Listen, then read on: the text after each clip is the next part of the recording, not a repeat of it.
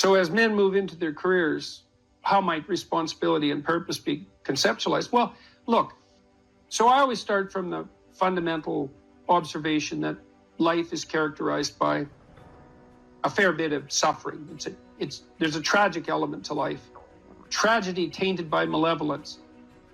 And what that poses a problem, and the problem is, well, what can sustain you through suffering and tragedy, betrayal and illness, death, loss, disappointment, frustration, confusion.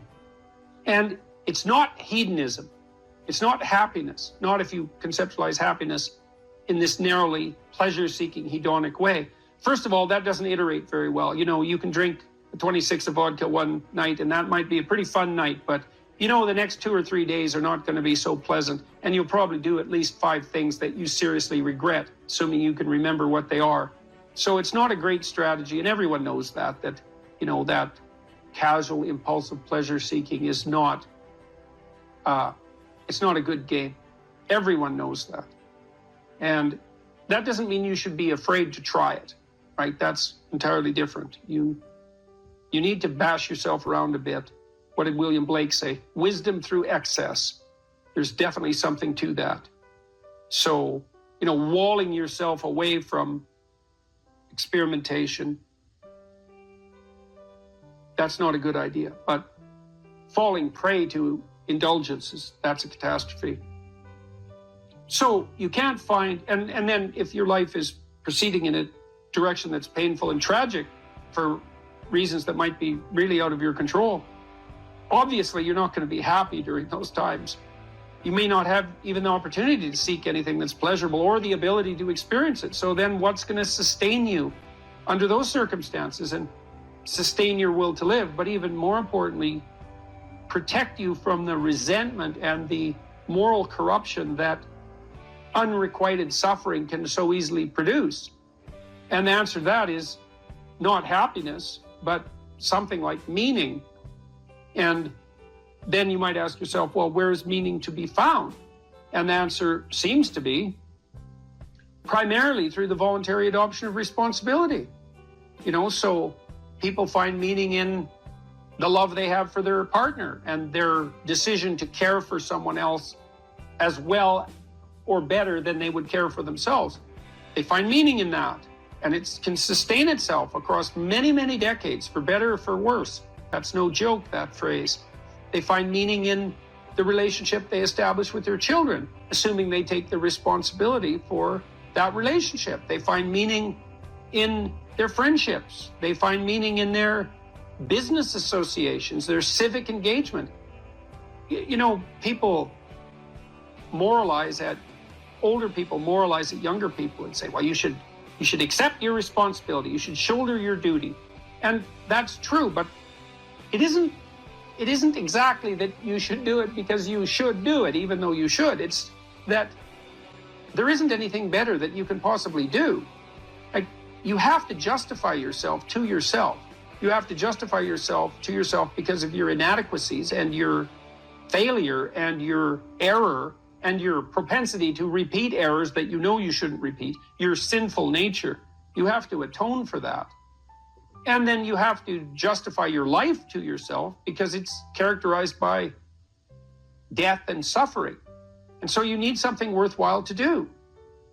And, well, then you might say, well, there's nothing worthwhile to do. It's, well, you're probably not really in any position to make that judgment, you know, until you've gone all in at least one thing. At least one thing. Because, like, who the hell are you? You're 16, you're cynical and nihilistic. It's like, you're not wise. You're not a philosopher. You don't know anything. And thank God, right? Because you don't even want to think you know anything because you're bloody miserable and you're suffering. And so if you're also right, well, then you're doomed. So you better bloody well pray that your cynicism and nihilism, unearned though it may be, is based on a fundamental falsehood. And it is. You can find deep significance in your life, and you find it essentially through the decision to voluntarily bear your suffering and to trudge uphill nonetheless. And there's something heroic about that in the most fundamental sense. And that heroism is something so deeply meaningful that it, in some sense, triumphs over even death. And so as you move forward through life, you mature, you start by developing responsibility for yourself, your friends, your roommates, then you take on a partner, and you have a family, and you expand the domain of responsibility and generosity, and you want to expand that. Who knows how much you can expand that? You know, you could be a credit to the nation. Well, there's an aim. Why don't you aim to be like credit to the nation by the time you're 50? Because what, you got something better to do than that? And the answer to that's no. And, you know, what are you going to do? You're going to pursue endless one-night stands. You're going to bury yourself nose deep in cocaine. You're going to become an alcoholic.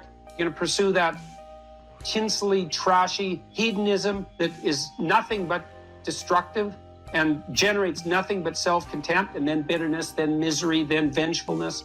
It's like, that's, why do that?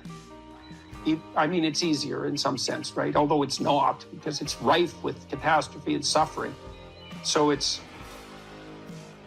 way better to take on, to envision yourself as, that's the cross image fundamentally, right? The pathway to redemption is to bear your cross up the hill voluntarily. It's a hell of a thing to ask, right? Because you have to accept the fundamental limits of your mortal vulnerability. And you have to say to yourself, I will do good nonetheless. Right? And that's not obedience. That's not naivete. That's a cold decision, man. So everyone great makes that decision.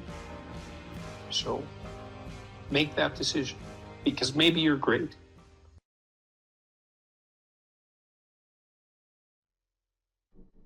I'm going to talk to you about some things I've learned in my journey. Most from experience, some of them I heard in passing, many of them I'm still practicing, but all of them I do believe are true. Life is not easy. It is not. Don't try to make it that way. Life's not fair. It never was. It isn't now, and it won't ever be. Do not fall into the trap, the entitlement trap, of feeling like you're a victim. You are not. Get over it. Get on with it. So the question that we've got to ask ourselves is, what success is to us? What success is to you? Is it more money? That's fine. I got nothing against money. Maybe it's a healthy family. Maybe it's a happy marriage. Maybe it's to help others, to be famous, to be spiritually sound, to leave the world a little bit better place than you found it. Continue to ask yourself that question. Now, your answer may change over time, and that's fine. But do yourself this favor. Whatever your answer is, don't choose anything that will jeopardize yourself. Prioritize who you are, who you want to be, and don't spend time with anything that antagonizes your character. Be brave, take the hill, but first answer that question, what's my hill? So first, we have to define success for ourselves. And then we have to put in the work to maintain it. Take that daily tally. Tend our garden. Keep the things that are important to us in good shape. Where you are not is as important as where you are. It is just as important where we are not as it is where we are.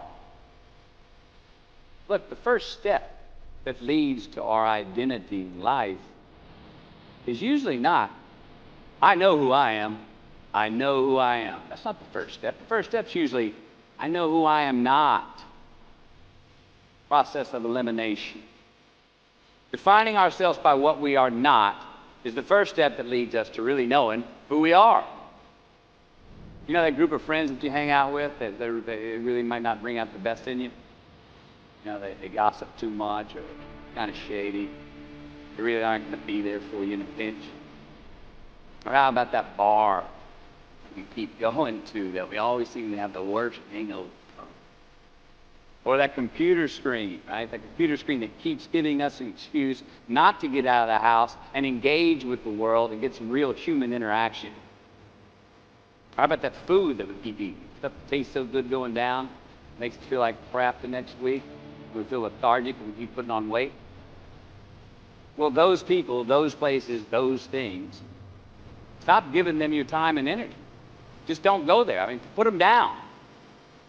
And when you do this, when you do put them down, you quit going there, and you quit giving them your time, you inadvertently find yourself spending more time and in more places that are healthy for you, that bring you more joy. Why?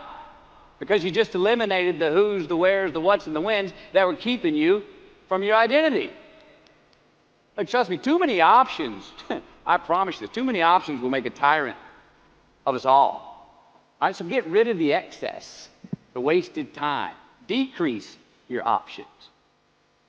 If you do this, you will have accidentally, almost innocently, put in front of you what is important to you by process of elimination. Knowing who we are is hard. It's hard. Give yourself a break. Eliminate who you are not first. You're going to find yourself where you need to be. Instead of creating outcomes that take from us, let's create more outcomes that pay us back, fill us up, keep your fire lit, turn you on for the most amount of time in your future. We try our best. We don't always do our best. Well, architecture is a verb as well. And since we are the architects of our own lives, let's study the habits, the practices, the routines that we have that lead to and feed our success, our joy, our honest pain, our laughter, our earned tears. Let's dissect that and give thanks for those things. And when we do that, guess what happens? We get better at them, and we have more to dissect. Be discerning. Choose it because you want it. Do it because you want to. You're going to make mistakes. You got to own them. Then you got to make amends. And then you got to move on. Guilt and regret kills many a man before their time.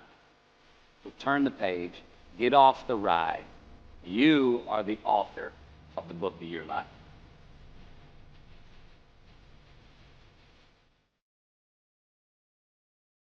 So then I learned about Piaget, and Piaget had some very interesting ideas, and I think I've told you already what Piaget was up to.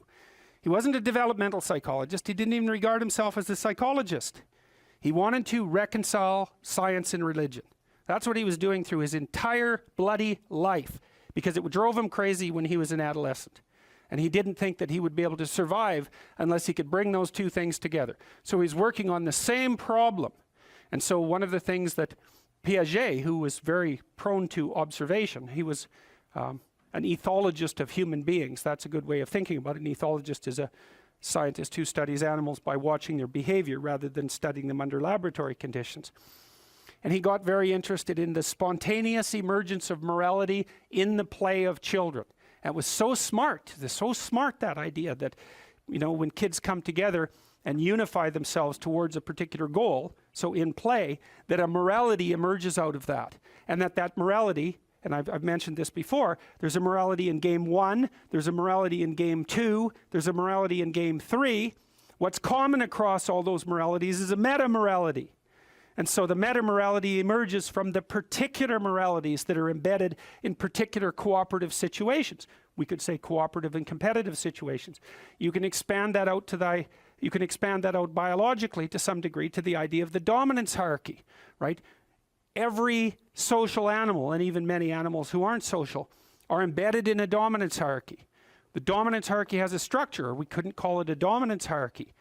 Dominance hierarchy A, B, C, D, E, thousands of them across thousands of years. You extract out from all of them what's central to all of them. That's the pyramid of value. What question do you need answered about the pyramid of value? What's at the top? Because that's the ideal. That's the eye at the top of the pyramid, or the golden Buddha in the lotus. It's the same thing. It's the same thing as the crucifix, paradoxically enough. And that has to do with something like the voluntary acceptance and therefore transcendence of suffering. It's something like that. These are not arbitrary ideas. They're deeply, that's my case anyways, they're deeply, deeply, deeply rooted in biology and culture. They're as deeply rooted in biology as the dominance hierarchy is rooted in biology. And we already know the answer to that. The dominance hierarchy has been around for 350 million years. It's a long time. You don't get to just brush that off. and say, well, morality is some sort of second order cognitive problem. It's like, no, it's not. I mean, I can tell you something about its instantiation in your nervous system. You have a counter at the bottom of your brain that keeps track of where you are in terms of your status, and it bloody well regulates the sensitivity of your emotions. So if you're at the bottom of the hierarchy, barely clinging on to the world, everything overwhelms you, and that's because you're damn near dead. And so everything should overwhelm you. You've got no extra resources. Any more threat, you're sunk. So you become extremely sensitive to negative emotion, and maybe also impulsive, so that you grab while the grabbing's good. And if you're nearer the top in the dominance hierarchy and your counter tells you that, then your serotonin levels go up, you're less sensitive to negative emotion, you're less impulsive, you live longer, like everything works in your favor. Your immune system functions better, and you're oriented at least to some degree towards the medium and long-term future. And you can afford that because all hell isn't breaking loose around you all the time. And so then the question is there a way of being that increases the probability that you're going to move up dominance hierarchies?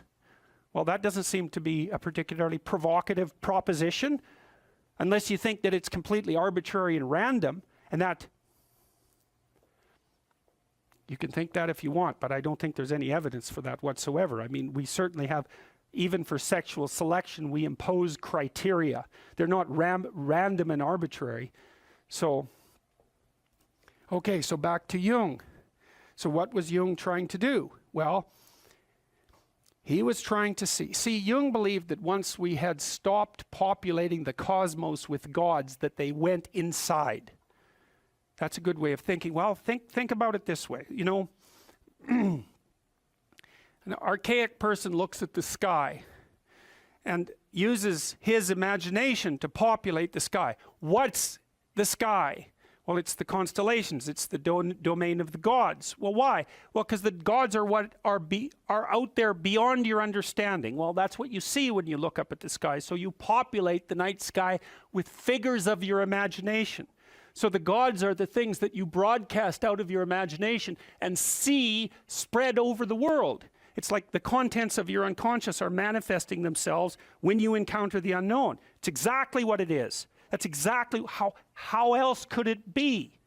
Right? You're projecting your fantasy onto what you don't understand. That's how you start to cope with what you don't understand. You populate the unknown with deities. Where did they come from? They came from your imagination. Well, what happens when you take them out of the world? Do they disappear? No. They just go back into your imagination. So that's where Jung dug down to find them. That's the same motif as rescuing your dead father or rescuing your father from the belly of the whale. It's the same idea. Is that the corpses of the gods inhabit your imagination. So where do you go if you need to revivify them? You go into your imagination. And that's exactly what Jung did. And I mean, this is no secret. If you read Jung, he tells you that's what he did. He tells you that's why he did it. It's not an interpretation on my part.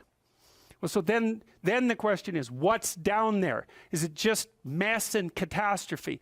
Or is there something in it that's patterned? Well, Jung's proposition was that you rediscover the great archetypes that guide human being by investigating the structure of your imagination. When he thought about the imagination, in some sense, at least in part, as a manifestation of your biology. Well, yes. What else would it be? You know, and I told you that story about my nephew, I believe, right? About him running around as a knight and then going off to have a combat with the dwarves and the dragons. It's like, well, where did that come from? Well, partly it came from his culture, right? Because he was a knight, and so obviously that's a cultural construct. But the thing is that his imagination it's this structure that's looking for things to fill itself with, just like your predisposition to language. You have a predisposition to language. What is that? We don't know. What does it do? It looks for things in the world to fill itself with, right? And if you first of all, when you start to learn how to speak, you babble every phoneme. Did you know that? If I was learning to speak an Asian language, there would be phonemes I couldn't pronounce, and vice versa. An infant, all of them, they babble all the phonemes. And then as they start to learn the language, they lose the ability to say a bunch of them and only retain the ones that are relevant to that language. So a baby babbles all possible languages. That's a way of thinking about it. And then loses the ability. So that's you can see there. So you could say, well, you manifest the potential to be possessed by the set of all possible archetypes. It's built into your biology. And then as you're enculturated in your own culture, the set of archetypes that manifest themselves in that culture are the ones that you pull in for your own use. So my nephew's running around like a knight. Well, you know, if he would have been born in the middle of the Amazon, he would have been running around with a bow and, you know, a poisoned arrow and a bow. It's the same thing. It's the same idea. It's just trapped out in different cultural dress. And his little imagination was trying to solve the problem. How do you deal with the unknown? Well, what's the unknown? It's these little devils that keep jumping up on you and biting you, and they come out without end. So just killing them, it's like cutting the head off the Hydra, right? 7 more grow. Well, what the hell good is it to solve one problem when there's just a bunch more problems that are going to come after you? And that's everyone's question. That's the ultimate question of nihilism. Right? Why bother solving a problem if all that's going to happen is that 20 more problems are going to come your way? Why not just give up and die? Well, right, it's a good question. It's a good question, right? Is the suffering so intense that the whole game should just be brought to an end? That's another fundamental question of existence. And people who've become truly malevolent answer that question in the affirmative. They say, it's too much, we should destroy it. Now, I wouldn't say they're precisely doing it only for humanitarian reasons, but you have to understand and appreciate the logic. It's not irrational. That's the other thing. It's not irrational to work for the destruction of being. It's not irrational. In fact, it might be the most rational thing you could come up with. Depends on your initial set of presuppositions. So, Jung, down into the belly of the beast, so to speak, to see what lurks in the imagination. He sees the birthplace of archetypal ideas. Well, what are archetypal ideas? They're patterns of, you could think about them as representations of patterns of adaptive behavior. And so then you might ask, well, where did they come from? Well, that's part of what I've been trying to teach you about. They evolved, as far as I can tell, right? They evolved collectively, is that our society, and this is the dominance hierarchy idea. Dominance hierarchies set themselves up as a matter of course. They're the standard way that animals organize themselves in a territory. Well, okay, human beings are watching those dominance hierarchies since we became self-aware, thinking, what the hell are we up to? What the hell are we up to? And there's a question that lurks in there. What constitutes acceptable power? What constitutes acceptable sovereignty? Who should lead? Who should rule? What should be at the top? Well, we talked about that. The Mesopotamians figured that out. Speech and vision. That's Marduk. Speech, vision, and the willingness to confront the terrible unknown. That's what should rule. Well, what? Is that an arbitrary idea, or is that a great idea? How could it be any other way? Well, that's what human beings are like. And I don't think that you can read the Mesopotamian story and understand the reference, which isn't an easy thing to do, and fail to draw that conclusion. Marduk has eyes all the way around his head. He speaks magic words. He goes off to fight Tiamat, the dragon of chaos. Well, what's that? That's the reptilian predator that lurks in the unknown. Well, is any of that, is there anything about any of that that stands in opposition to what you would presume if you were just analyzing our situation from a purely biological perspective? We're prey animals, we're predators. We've been threatened by reptiles forever. Why wouldn't we use the predator that lurks in the dark forest or the water as a representative of the unknown? Why wouldn't we harness that circuitry? We already have it at hand, and even more to the point, how could we do anything else? It makes perfect sense. Well, so then you might say, well, what would you want to be king? You could say king of the world or king of your own soul. What do you want to subordinate yourself to? How about your heroic willingness to encounter the unknown and articulate it and share that with people? There's no nobler vision than that. And I don't see that it's merely arbitrary. And so, and it's not merely arbitrary too, because if you do that, to the degree that you do that, assuming your society isn't entirely corrupt, you will be successful. It will actually aid you practically. You'll rise up above men. You'll be selected by women. You'll be admirable. You'll be valued. And you know that because if you look at the people that you admire and value, again, unless you've taken a detour into dark places and are possessed with admiration for people who are working for malevolent purposes and for destruction, you just have to watch the people that you admire and try to figure out what's common across them and draw your own conclusions. And you can ask yourself too, when you're torturing yourself with your conscience because you're not doing what you should be and you know it, what is it that you're torturing yourself in relationship to? You have a vision of your own ideal and you torment yourself if you're not matching it. What's the ideal?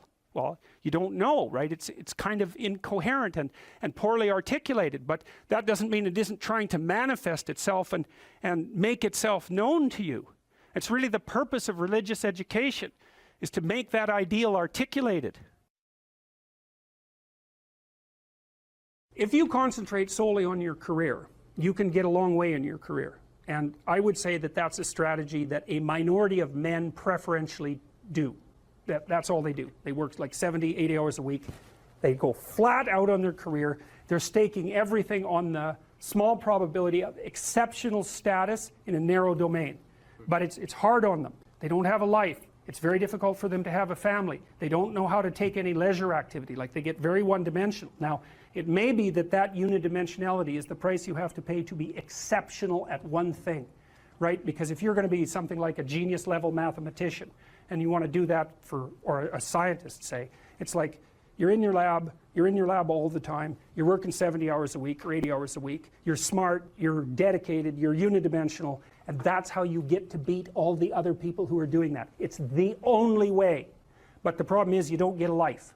Now, if you love being a scientist and you have that kind of focus of mind, well, first of all, you're a rare person, and second, you're going to pay for it. But fine, more power to you.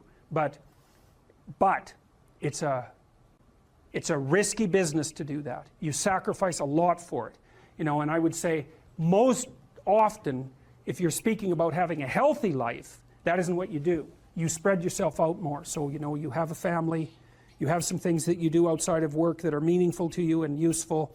You have a network of friends.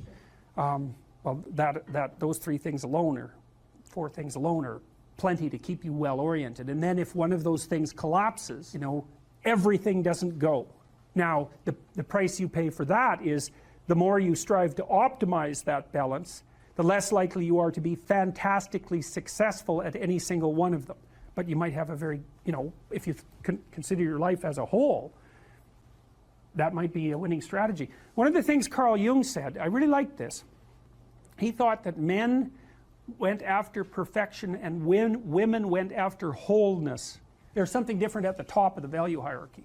So perfection would be stake it all on one thing and look for radical success. Not that all men do that, because they don't, but we're talking about extremes, at least with regards to the men that do that. The wholeness idea is more like, well, it's like I want one thing in my life to be 150%, or I want 5 things in my life to be 80%. Well, there's a lot more richness in a life where you have 5 things operating at 80%, but you're not operating at any of them at 150%. So, and I really believe this because I've watched men and women go through their careers now for a long period of time, and one of the things that, there's lots of things that produce this, but one of the things that I've noticed is that mostly women in their 30s bail out of unidimensional careers. They won't do them. They won't put in the 80 hours a week that they would have to put in order to dominate that particular area. And it isn't, the reason that they won't do it is because they decide it's not worth it. And no wonder, because why would that be worth it? You have to ask yourself that.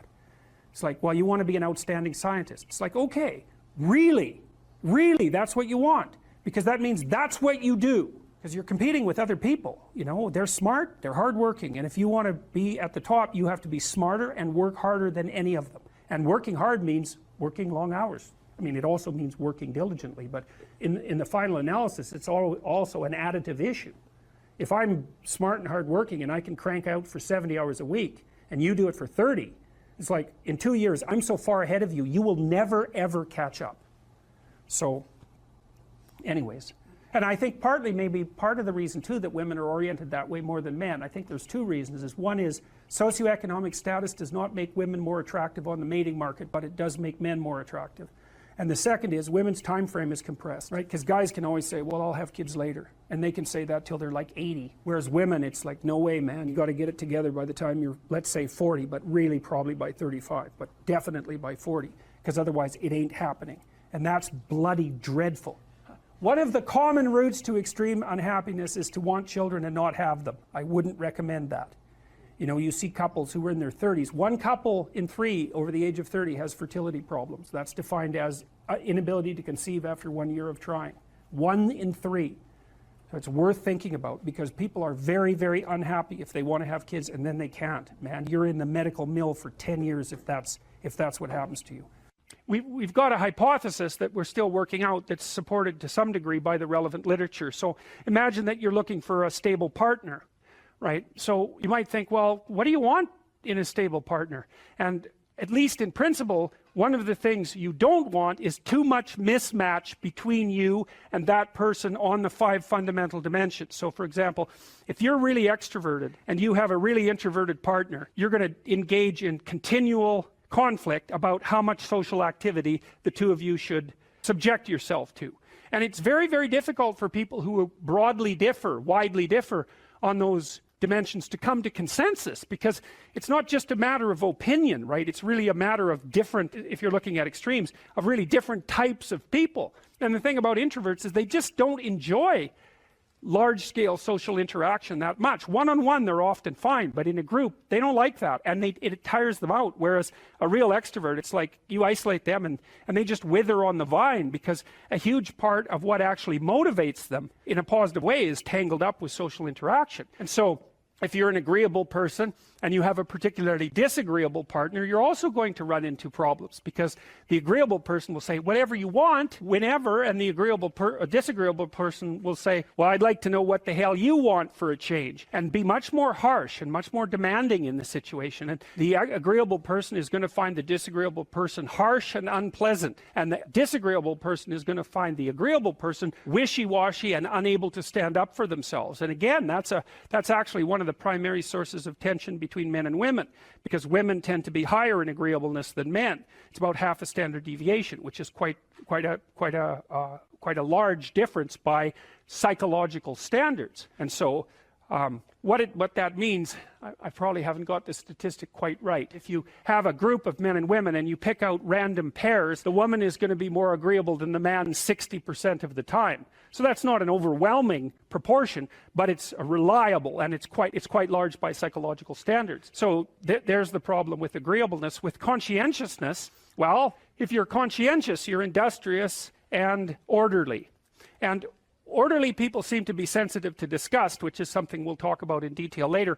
We've had a hard time specifying exactly what makes industrious people industrious, because it's hard to come up with an animal model for that sort of thing, and there's no theoretical model. But our latest idea is that, it's not my idea, it's actually the idea of my graduate student, Christine Brophy, is that industrious people find it unpleasant and unsettling to not be doing something. There's a version of you that never sleeps in, never skips training, never wastes time. There's a version of you who never fails. It is waiting for you. Genuinely ask yourself a question, you at home. If you had done those things for the last 2 years, you never skipped a training, you never wasted time, you never scrolled TikTok, you never sat aimlessly on the internet typing in garbage, never played video games, you never wasted time. You never skipped training. You were training every single day. You never slept in. You were never lazy. There's this version of you. Imagine the person you would be. Genuinely imagine what you would look like. Imagine where you would live. Imagine the car you would drive. Imagine how much your woman would respect you. Imagine the love you would see in her eyes when she looks at you with adoration like a king. Imagine your existence. That person is waiting for you. And the only thing that's stopping you from being that person is your monumental laziness. You can have it. The universe is very giving. It will give you anything you work for. I've never seen somebody try for something with all of their might and not get it. The only people who do not have the things they want are the people who do not try for them. I've never seen a person wake up and say, my only dedication in life is to solve a Rubik's Cube and fail. You are not stupid. You are not incompetent. You are lazy and arrogant. It's extremely important you understand that that person is waiting for you, and you are declining that version of yourself. In the multiverse, in the many different versions of the universe that exist, there is a version of you that does those exact things, and he is a greater person than you can even fathom. You can transform yourself into that guy. You can be a top G. That's exactly what I did. I knew who I was going to have to end up being before I became that person. My brother and I are not from rich families. We are not from advantaged beginnings, but I knew I had to be a big, strong, fighting billionaire. That's what I knew I had to be. Discipline is the key to success. If you cannot force yourself to do something you don't want to do, how are you ever going to put yourself through the suffering required for greatness? If you cannot force yourself to train when you do not want to train, if you cannot force yourself to work when you don't want to work, if you can't force yourself to not log into Pornhub or force yourself to eat right, how can you possibly ever become a monumentally successful person if you cannot control yourself long enough to do what must be done as opposed to what you feel like doing? The only people who get to live their lives based on how they feel are women and children. Children can cry because they feel like crying, as can a woman. A woman can start an argument because she feels like arguing, as can a child. A man must do what he is supposed to do irregardless of how he feels. That is the key component to masculinity, is discipline. If you do not have the discipline to dedicate yourself to anything, you are going to fail and be crushed by the people who can. If you only go to the gym when you feel like going to the gym, you're never going to be as strong as the people who go to the gym when they don't feel like going to the gym. That is a reality of life. So, I train every single day. I've actually heard from some people saying, you overtrain. And I explained to them, one, I don't believe in rest. I'm not you. I'm not pussy, and I'm not broke like you are, Mr. Fitness Trainer, standing around the gym teaching people for $50 an hour. I don't need to listen to you. Secondly, I don't train because I want to get bigger. I train every day because it is difficult to train every day. It hurts. I don't want to. I wake up and I'm busy. I have other things to do. I don't feel like doing it. So I force myself to do it 7 days a week, 365 days a year, so that I know I'm the kind of person who can do what he doesn't want to do when it needs to be done. I am that man. And it's more of a mental exercise than a physical exercise at this point. How can you ever outcompete me if I can force myself to do the things I don't want to do and you cannot? Discipline is absolutely essential for success, and you need to get very comfortable and very used to the idea of understanding that on your path to greatness, there are going to be long periods of time where you hate what you are doing, where you are dissatisfied with the actions you must undertake, where you are tired, where you are stressed. That is why it is difficult. That is why most people won't make it. If the path was easy, everybody would walk it and it would lead nowhere. 100 people start the path, 99 fall off because it is difficult, and the one person who makes it to the end gets to gold. If all 100 made it to the end and the gold was divided by 100, it wouldn't even be worth anything. The difficulty gives it value. The fact that it is difficult to do is the key component into the fact you want it in the first place. If it wasn't difficult, everyone would have it and you wouldn't want it because no one would respect it. It's supposed to be hard. Life is supposed to be hard. You're supposed to think this is terrible. You're supposed to suffer and smile through the pain regardless. Discipline is the key to success in all realms as a man. And if you lack it, you stand no chance. You can give most people a roadmap to success. You can give them a Ferrari with a full tank of gas, and a lot of people still wouldn't make the destination because they would say the drive is too far away. Quitters, they don't have the discipline. You can tell them exactly how to do it. You can give them the mechanism to get there, but they don't have the discipline to complete the drive and end up at the destination. That is the majority of Earth. This is your competition. People who, even if they are told what to do and people tell them exactly how to do it and help them do it, still quit, still fail because they lack discipline. Even me, with my monumental powers, I can't make a quitter successful. It doesn't matter how good I am. It doesn't matter how easily I make it for them to succeed. It doesn't matter how compendious and concise and powerful the real world is. It doesn't matter how much I text them and motivate them, how many emergency meetings I do to try and talk to them and hype them up, how much motivation I give them. It doesn't matter what I do. If they are a quitter, guess what they're going to do? They're going to quit. No matter how simple the map is to read, no matter how fast a Ferrari is, somewhere along the drive, the sun's going to get in their eyes, meh, meh, and they're going to sit there and go, I don't like this is hard, and they're going to quit. Quitters are the number one type of people that nobody can help. If you're a quitter, I can't help you, life can't help you, God himself cannot help a quitter. So if you lack discipline, you lack the very basic building block to any type of success which exists on the planet. By every single metric which can be measured with science, you are going to stay a loser and a failure. What's the keys to building confidence so that you're attracting Well, what you want? Look, I read some of your biographical history before we talked today, and you tell a story about being picked last. And then you compensated for that. Yes. Now, Alfred Adler, by the way, the psychoanalyst, the associate of Freud, built his whole theory around compensation of that sort. Inferiority complex plus compensation. But it's adaptive, right? Like, you got picked last, it embarrassed the hell out of you. Yep. So what did you do? You decided that is not going to be me Never anymore. again. Right. Never again. Okay, Yes. now you did say, that you adopted a maybe too, inflexible model of what it meant to be masculine as a consequence. But when I read that, I thought, yeah, but still, fair enough. It wasn't, the new you that you adopted wasn't optimal in all possible manners, but it was definitely improvement over the previous you. Exactly. I wasn't picked last again, that's for sure. Right. Well, exactly. Okay. So the first thing I would say is that if you feel insecure and less and ashamed and all of that, that you have to take stock.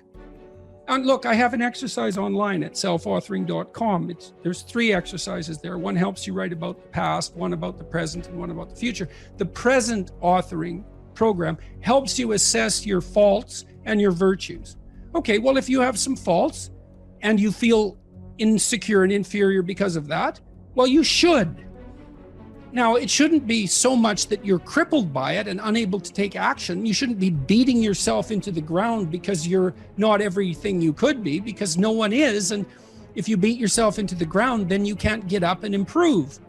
But you have to differentiate. It's like, okay, to what degree am I being hard on myself, counterproductively critical, hearing the voice of my too harsh and angry father in my head, Right. Adopting inappropriate stereotypical representations of masculine competence? How much of my self-criticism is ill-advised? Fair enough. And you want to deal with yourself with a certain amount of care. But then along with that, there's fix your weaknesses. If you're ashamed of being ignorant, you're showing up at a party because, you claim to knowledge that you don't have and someone exposes you. Well, you can be angry at them, and you probably will, but they've actually done you a favor. They pointed out an inadequacy is a pathway that you can travel down, right? A recognized inadequacy is, it's such a gift in some sense, if it's accurate. I'm in it, because you think, well, what should I do?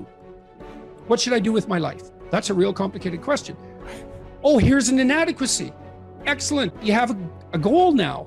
Rectify it. Now, you still have to think strategically and figure out how to rectify it and do it step by step. But Carl Rogers, the psychotherapist, pointed out that the person, for therapy to be successful, the person has to want to change. So they have to have recognized that they have a problem. If someone is mandated by the court to attend therapy, it's very difficult for the therapist to convince them that they have a problem. Once you're convinced you have a problem, it's like, away you go. I know it's still technically difficult. It requires discipline and all of that. There's no magic solution. But if you're plagued by feelings of inferiority, you should rectify the most obvious inferiorities. I would say that you have to rectify an inadequacy when it's clearly an impediment to your goal. or you have to shift goals. But if you're shifting goals because of an inadequacy related impediment, then you have to ask yourself, is your desire to shift the goal reliable, or are you just taking the easy way out? Right. You can protect yourself by picking a different goal that's more difficult. That's a good mental hygiene practice, because sometimes you should switch goals rather than rectifying inadequacies. But you can fool yourself then, and that's not good. And if someone is goalless, lazy, unmotivated, not sure what they want to do, what would be a few key steps to get started to turn their life around, or to find the motivation for something greater than where they're at? Well, I think a fair bit of that's probably to be found in, you can find it in shame, you can find it in guilt, you can find it in conscience, you can find it in anger, you can find it in interest and engagement and beauty. There's lots of pathways. If you're angry about something in the world, well, that's an indication that that's in some sense your problem, right? It's speaking to you in a moral sense. This shouldn't be that way. Well, maybe you're the person who should do something about it in some manner. Maybe it'll take your whole life to figure out how to do that. But it's bothering you for a reason. So the negative emotions can be a pathway to transformation. I'm not trying to romanticize them. They can crush you completely and leave you with nothing, right? For sure. And they can go badly astray. But shame, that's a good one. What am I ashamed of? Well, can you fix any of that? I'm going to work on these things that I'm ashamed of. And just see, like, does my life improve enough so that I'm not so bitter about it now, or I'm not so hopeless about it now? And my experience has generally been that works. It works. And then some of it's practical knowledge too. It's like you can get a really long way with very small changes, incremental changes, micro habit changes. So aim low. Don't have big goals or big transformations. Well, you can, but the problem with a big goal is that it's daunting enough so that it might paralyze you, and there's a high probability of failure. And so imagine that you're your own child. Okay, now imagine you love this child and you would like him, we'll say him because it's you and I talking, to succeed. Now you have an ideal for this child. You would like him to grow up to be the best he can be, better than you, the best man he can be. That's what you want for your son. If the good part of you is talking, you definitely want him to be better than you are, but you want him to be the best he could be if your vision is unclouded. Okay, but then you offer him a goal. It's like, well, do this. Well, can he do it? Well, if he can do it without a second's thought, there's no challenge in it. There's no developmental impetus. It's not in the zone of proximal development. You want a goal that you can do, but that requires some improvement on your part. Because you want to attain the goal, that's satisfying, but then you want to make yourself into the thing that can attain goals. And so you want to push yourself. You want to push yourself a bit far. Yes. And there's an ample psychological literature that suggests that that's where maximal motivation is to be found. Interesting. So you're pursuing a goal, but you're also pursuing the goal of transforming yourself at the same time. You're doing both of those at the same time. Do you need to know that you're transforming yourself in order to attain the goal? Or do most people just think, I got to take these steps to make it happen, but they don't realize they're becoming better human beings? It depends on what you mean by realize. They have the sense of satisfaction and confidence that would indicate that, although they might not be able to make what that means explicit. But I would say it would be better to make it explicit. It adds one other dimension of possible motivation. I still believe that, genuine accomplishment, but it's ethical. It's always ethical accomplishment. I believe that to be the case. Genuine ethical accomplishment is the best source of security, but it's not unerring. When you mean ethical accomplishment, do you mean doing something good, right? whether people know about it or not, just good and right for yourself. Is that what I'm hearing you say? Or does someone else need to acknowledge that this was good and right? I think if you've done it for yourself, that's good. But if you do it and other people are in on it and along for the ride, that's also good. And sometimes that's better to bring people along. If it's just a matter of them acknowledging it, well, there's value in that too. I mean, people say, well, you shouldn't care what people think of you. It's like, well, yeah, of course you should. Psychopaths don't care what people think of them. Now, you shouldn't care so much what people think about you that you're willing to lie to maintain whatever it is that you think they value. Like, there are places beyond which that becomes counterproductive, clearly.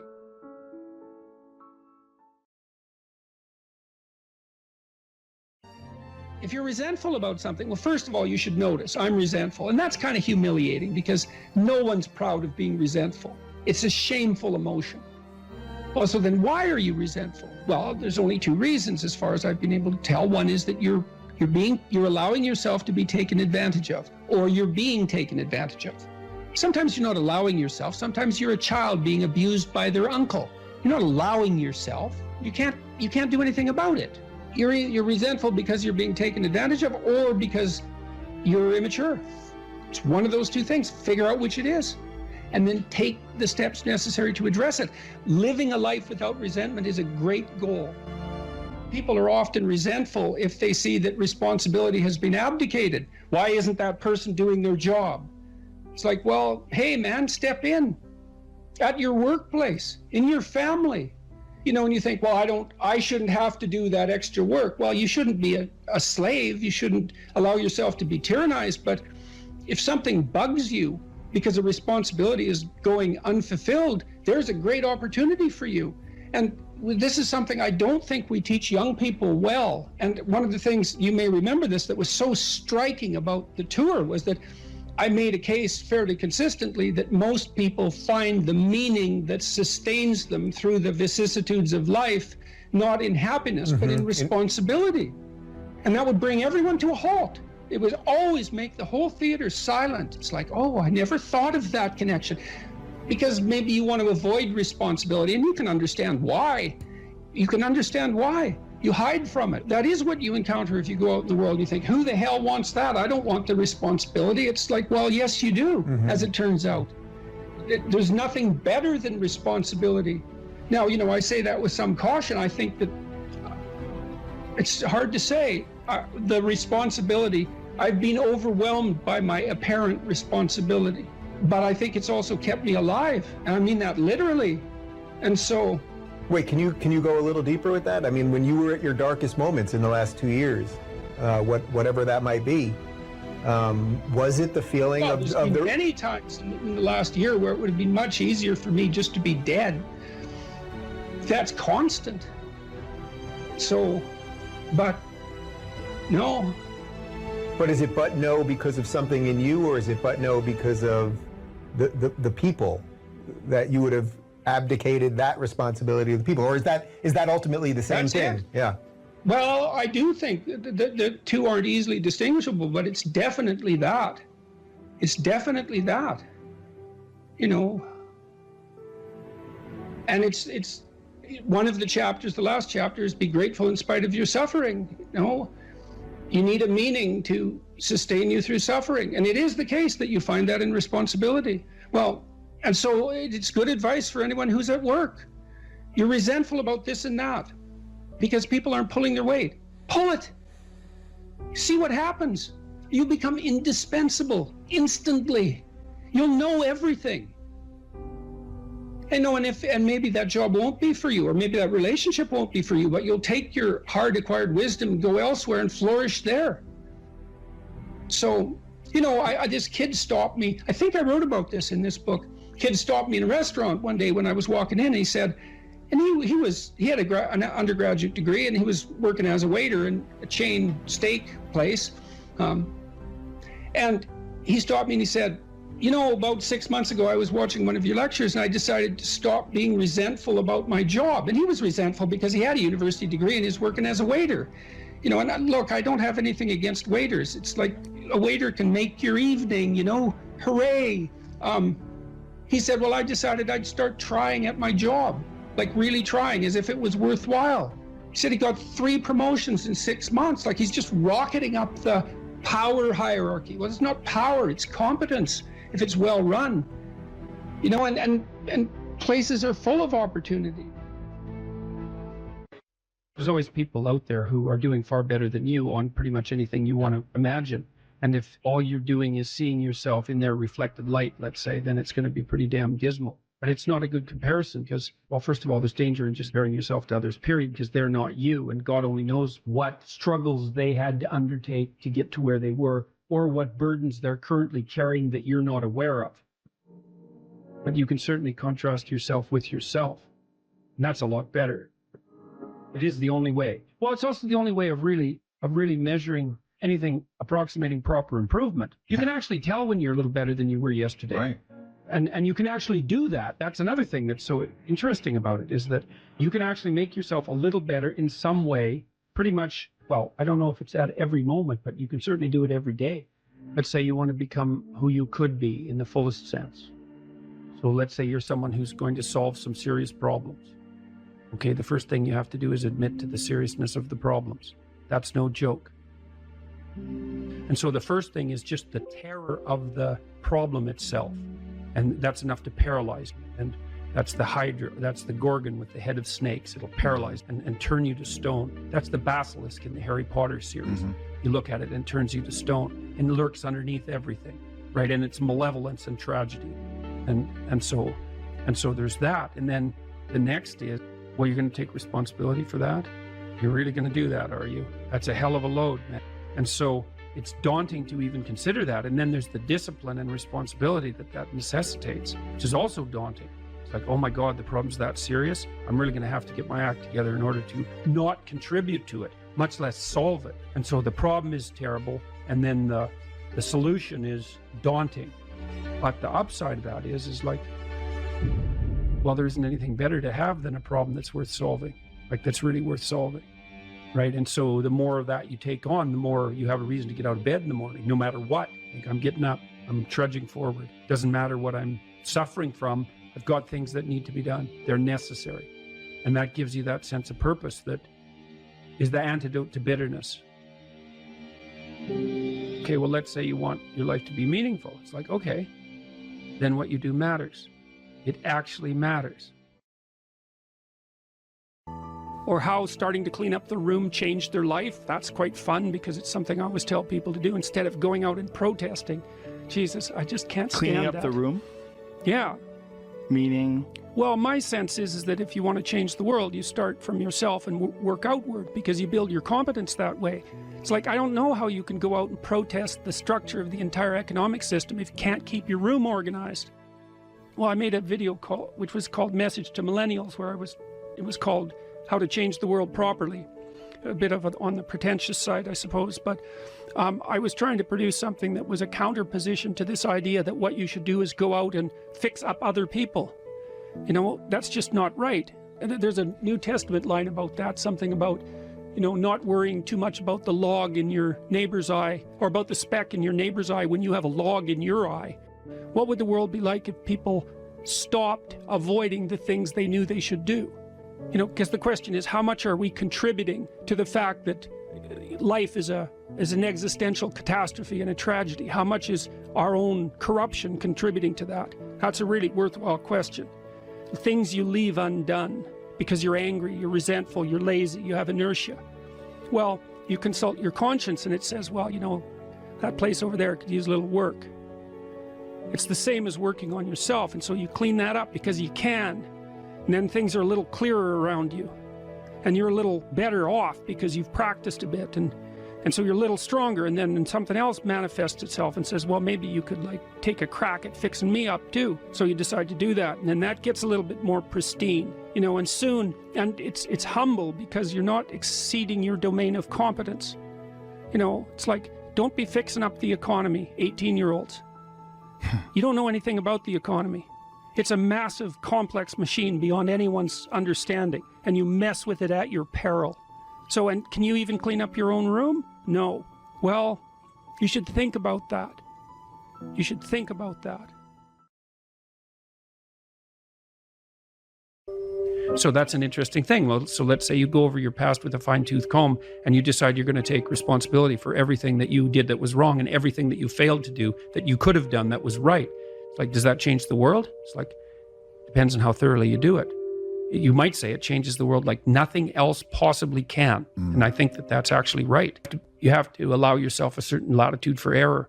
And that's a useful thing to know too. One of the things I tell people when they're trying to develop a vision for their life or an implementable plan is make a bad plan.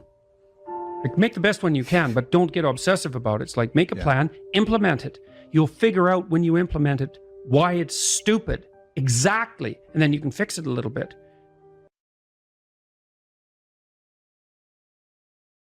You could think, even as an exercise, you could think, well, what qualities of a human being do I find admirable? You have to ask yourself that, in a sense. You can't really think about it. There is a difference between asking yourself a question and thinking about it.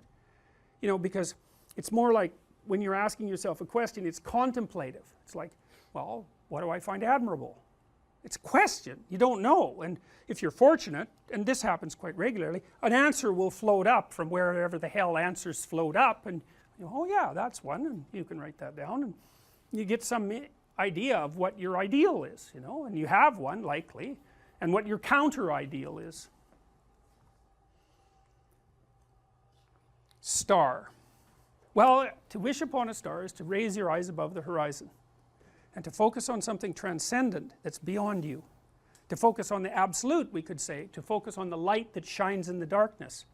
Now, a star is, people wear diamonds because they're like stars, or they're like the sun, and they're pure and perfect, and they glitter. And so there's something about the light too. There's something about a source of light.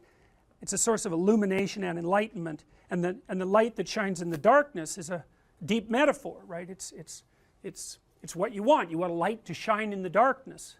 And so the star has all that. And so people wish upon a star because they have some intuition that aiming above the mundane has the potential to transform themselves. They make a wish. Well, if you're going to make a wish, you should aim at something high. And even just aiming at that is more likely to make the wish come true. And this is not metaphor. You know, I have this program which you guys are going to do called the Future Authoring Program. It's one of two assignments. One is that you write an autobiography, that's the past authoring. The other is that you write a plan for the future, that's the future authoring. I would recommend that you get started on those right now, like not right now, but like really soon, because they're harder than you think. And some of you are going to write like 15,000 words. You're going to get sucked right in. This happens all the time. You're going to get sucked right into it. And so you write an autobiography because you need to know where you are and who you are right now, because how the hell are you going to plot a pathway to the future unless you know where you are? And then you need to write about the future because you aren't going to hit something unless you aim at it. That's for sure. And lots of times people won't aim at what they want because they're afraid. The reason they're afraid is because if you specify what you want, you've specified your conditions of failure. You know when you fail. And it's better just to keep it foggy. It's like, well, I don't know if I'm succeeding or failing, but you know, I can't really tell. Well, great, except you can't hit anything you don't aim at. And so the future authoring program is like it's an attempt to have you articulate your character. And so is the past authoring program. Who are you? And you know, the past authoring program, it asks you to break your life into epochs and then to write about the emotional, you know, the things that you regard as important events that have shaped who you are.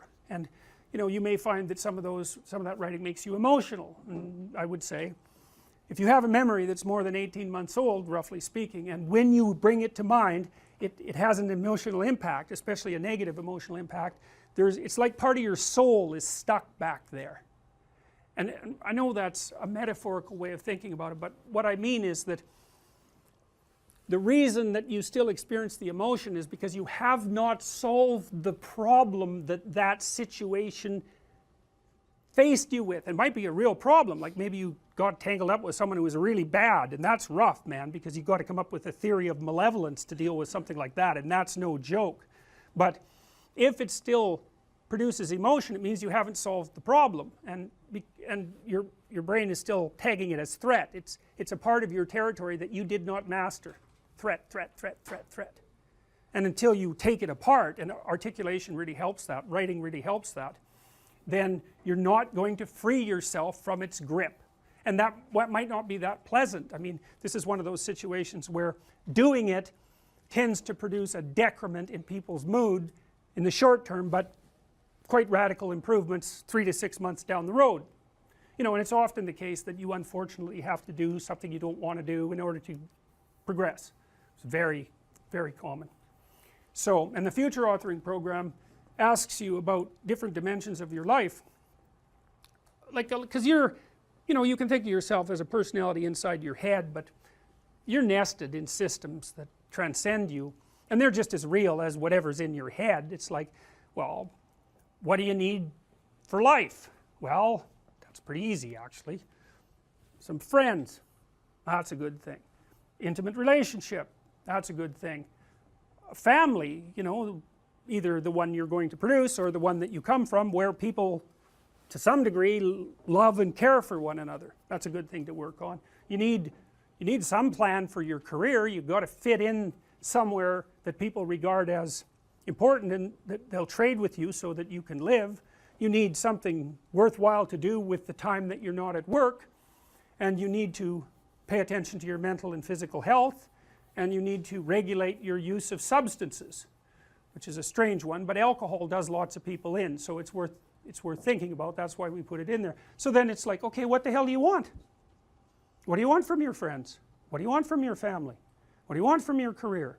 If you could have what you wanted, and that's what the program asks you, 3 to 5 years down the road, you get to have what you want. Now, I'm assuming that you're going to approach this like, you know, reasonable adults and not like 13-year-old dreamers. I think I want the most expensive yacht in the world.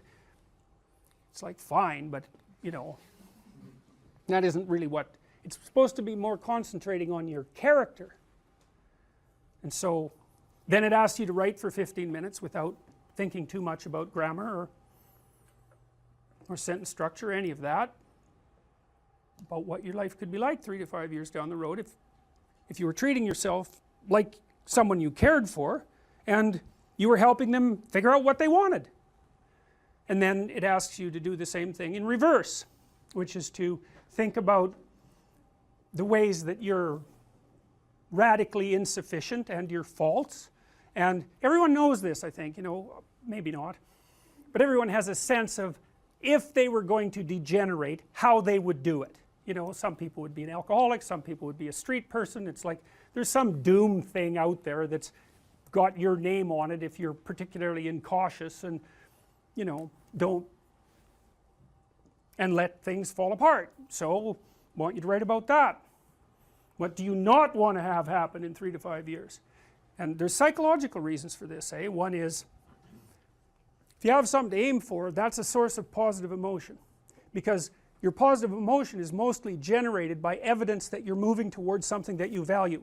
It's not generated so much by accomplishing something, because when you accomplish something, you're just left with the problem of whatever you're going to do next. So you graduate from university, it's like, you know, hooray, one day you're at the peak of your undergraduate university career, the next day you're unemployed and looking for a bad job at Starbucks. So, you know, well, you see what I mean. It's, you know, it's that, you know, one problem that you solve is replaced by another problem, and so the idea that you're going to be happy when you solve all your problems is like, ha, good luck with that theory.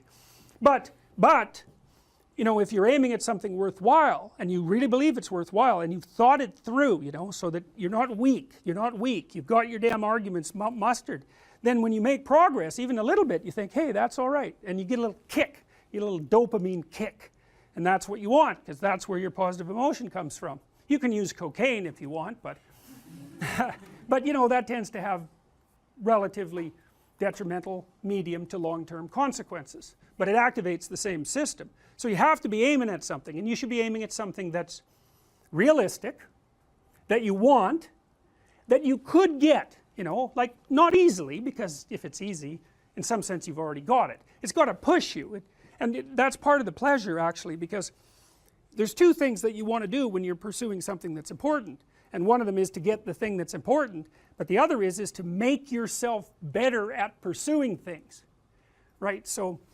you can get both of those at the same time.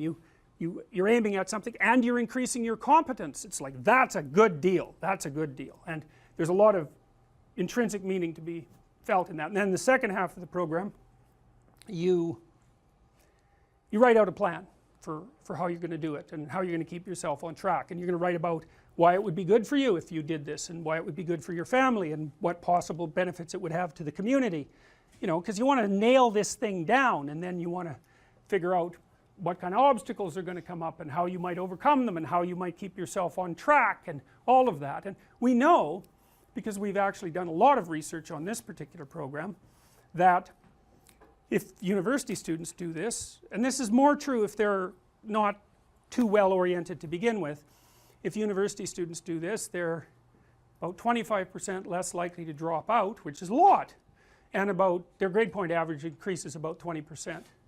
So hooray for that, you know, because you never know when you develop an intervention if it's going to work. There's also evidence, but not from my lab, that doing such things improves your physical health, and I think the reason for that is that, you know, when you go over your autobiography and you scour out those negative places that you're sort of dragging along with you, it lowers your overall stress load, because your brain is kind of, I think it's calculating how dangerous the world is by attending to the ratio of successes to failures that you've had in your life, something like that. And so, you know, if there are holes in your map that you could still fall through, then your brain regards the territory still as a bit on the dangerous side, and then you're more prepared for emergency action, and that's hard on you. So you want to go back there and fix up those experiences. Faith is a presupposition for living in the truth. And then you might ask yourself another question, which is, well, why bother living in the truth? Well, one answer would be so that reality doesn't rise up and smite you repeatedly, which it will if you're deceptive. So that's one answer, but here's another answer, and this is a better answer. People ask themselves all the time, what's the purpose of life? And there's a variety of answers to that. There's no purpose. We're just atoms on a dust mote at the edge of a rather reprehensible corner of the cosmos, and we exist for a moment and we're out, and that's that. Or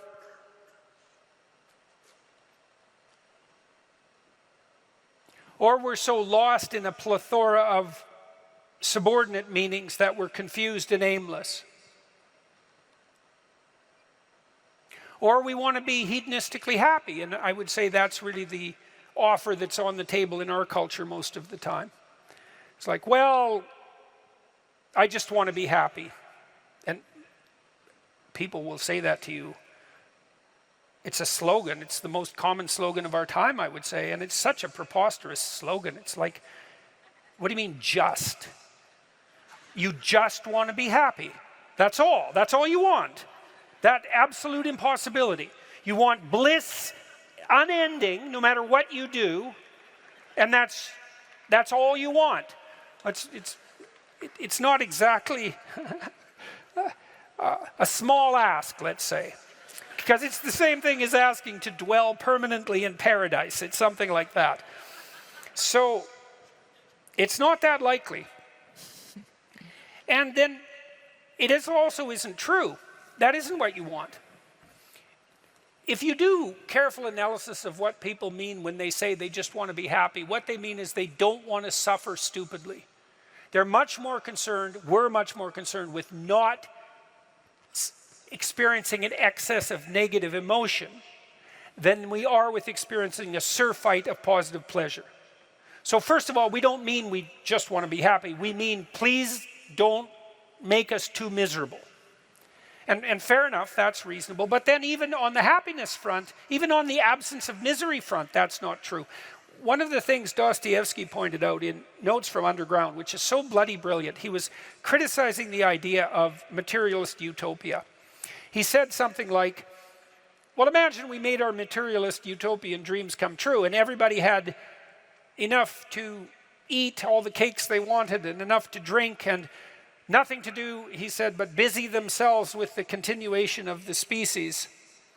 And we were so pleased that we emitted nothing but bubbles of bliss. He said, human beings were so damn ungrateful that the first thing we do is take a stick and smash up all that comfortable prosperity just so that something unexpected and provocative could happen. And that's very smart. You know, that's hearkening in some sense back to the story of the Garden of Eden and the proclivity of human beings to eat the forbidden fruit. It's like it isn't obvious at all that we want happiness. It isn't even obvious that we want absence of misery. What's really obvious is that we want an adventure. Right? We want an adventure that's so compelling that it makes the misery of life not just justifiable, but worthwhile. You want to look back on your life, you know. Mm-hmm. You want to look back on your life, and you know this to be true. You want to be able to say to yourself, even considering a month or a week or a series of days, you want to be able to say, that was really difficult, but you know what? It was worth it. And I think that's what you want from your life. It's something like, you know what, that was difficult, but it was worth it. And that meant that the adventure was so great that it justified the difficulties. And so then the question is, and here's the question, where do you find the great adventure of your life? Well, how about in truth? Well, why? Because you don't know what's going to happen if you tell the truth. It's a mystery. It's going to lay itself out for you. And so that's an adventure because you literally do not know what's going to happen. You have to let go of knowing what's going to happen. And so then you have that adventure. And then what is also the case is that it's you that's having the adventure. Right? Because if what you're doing is living in truth, that's you. That truth is you. And so that means that whatever happens when you tell the truth is your adventure. And then you think, well, I'm using deception. It's like, well, maybe you are, but maybe deception is using you. And then maybe it's the spirit of deception that's having the adventure of your life. And then you might ask yourself, well, why are you so miserable and unhappy? And the answer would be, well, the spirit of deception is having the adventure of your life. You're not even there. Because if you're not living in truth, you're not there, obviously. What's there is the spirit of deception. And you might think that's your deception, but I would be very careful about thinking that, because there have been centuries of meditation on the nature of the spirit of deception. And the answer isn't that the spirit of deception is you. The answer is that the spirit of deception is something that possesses you and convinces you that it's you. And that's not something you want to fall into the clutches of. So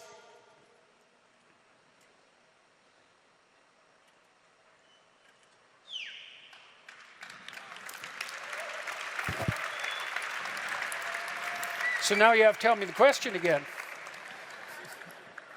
I'm certain you answered it. This was about teenagers. Oh, yes. Well,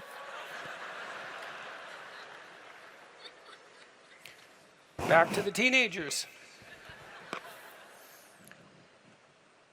Do you not want to go to college, or are you just lying about being lazy? So that's a question, and we can ask ourselves that question. And as I said, on the teenage front, craft a vision, craft a compelling vision. That's really what we are as human beings, is we're visionaries. That's how we confront the horizon of the future.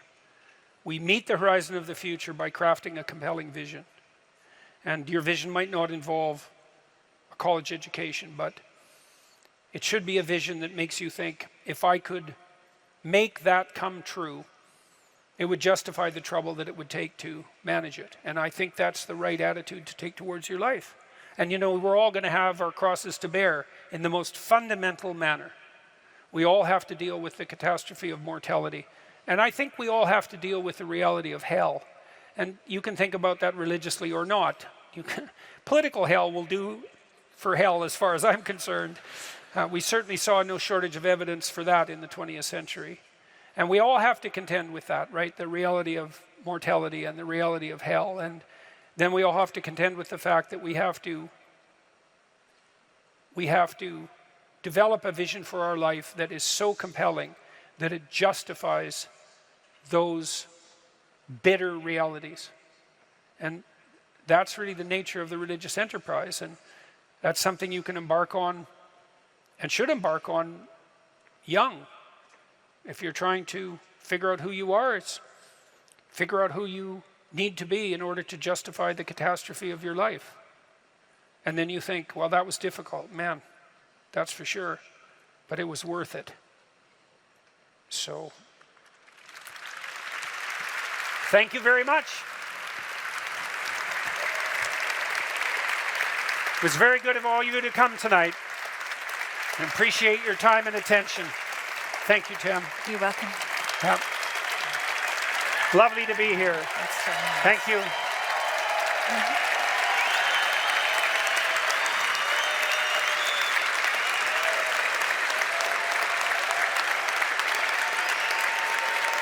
Thank you all. Yep. Good night.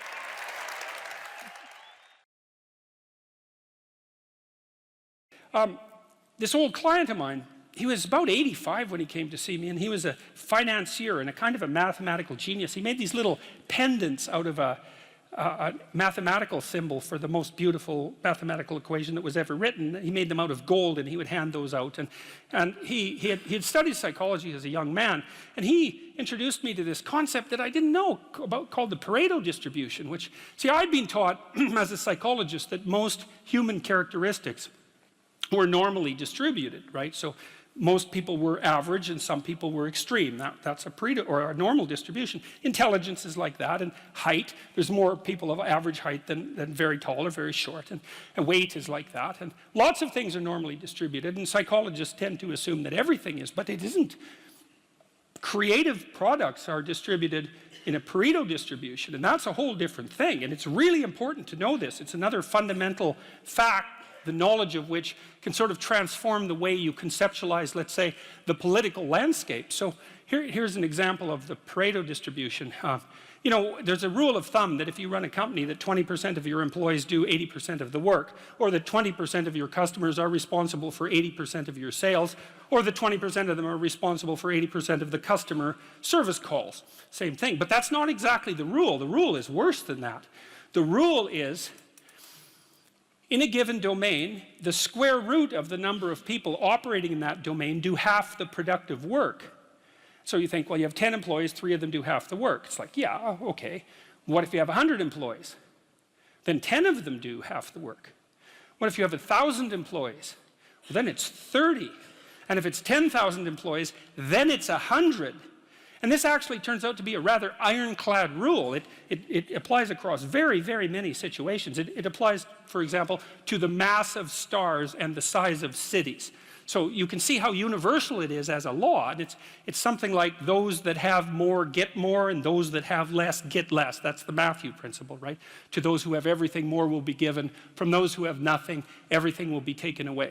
And the economists sometimes call that the Matthew principle. And so what that lays out is a world that's rife with inequality. So, you know, you hear this idea that I think it's the 85 richest people in the world have more money than the bottom 2 billion.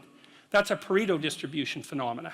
And you might say, to hell with capitalism for producing that. It's like, sorry, you got your diagnosis wrong. It's a natural law. It's no matter what society you study, you get a Pareto distribution of wealth. You get a Pareto distribution of number of records recorded. You get a Pareto distribution of number of songs written or goals scored. Like any creative product has that characteristic. And it's partly because as you start to become successful, let's say, people offer you more and more opportunities. And as you start to fail, people move away from you and you plummet. And so, okay, so that's rough. So what it means is that there is always a landscape of inequality.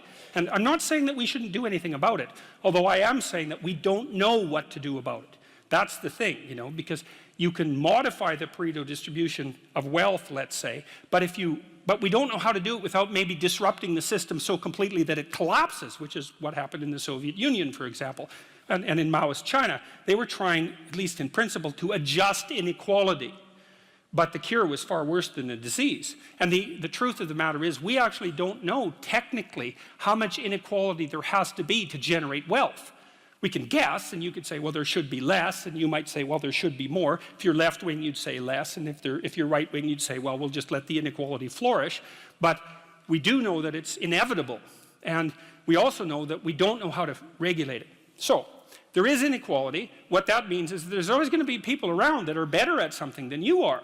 And that's a problem, because you can get jealous, and you can get bitter, and you can get resentful, and worse, you can get hopeless, you know, because you look like I have this friend of mine. He told me something so funny. He was decrying his lack of success in the world, and he compared himself to his roommate. And he said, you know, his college roommate was doing much better than he was. And his bloody roommate was Elon Musk. It's like, really? Like, it's like, oh, you're not doing as well as Elon Musk. Well, I mean, you can see it would take it rather personally, because they were roommates and everything. It wasn't like he was doing badly. Like, he was doing pretty damn well. It's like, I'm not as good as Elon Musk. It's like, yeah, well, you and like 7 billion other people, you know. But I thought it was instructive because you have to be careful who you compare yourself to. Now, you can't just not compare yourself to successful people, right? Because then you don't have anything to aim at. And one of the things I learned from Jung, this was a cool thing, I'm going to make a real lateral move here. Jung thought the book of Revelation was appended to the Bible because the Christ in the Gospels was too merciful. He was too nice a guy. Now, he's an ideal, right? And Jung said, wait a second, an ideal is always a judge. That's the thing about an ideal, because you're not as good as your ideal, so your ideal is a judge. And Revelation has Christ coming back as a judge, and that was Jung's explanation at the level of the collective unconscious for the pasting of that remarkably strange and terrible book onto the end of the Bible.